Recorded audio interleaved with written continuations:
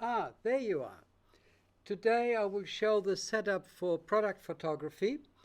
It was a very heavy gold ring I had to do, and Blu-tack did not hold it down, so I had to get that little clamp with that piece of perspex underneath to hold the ring in position. So that is the setup.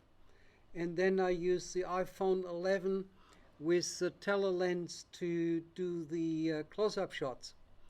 And here you see my light setup, 2 lights from the side, 1 from the front and 1 from the top. That all worked really well. And I did the rings and the bracelet and the earrings.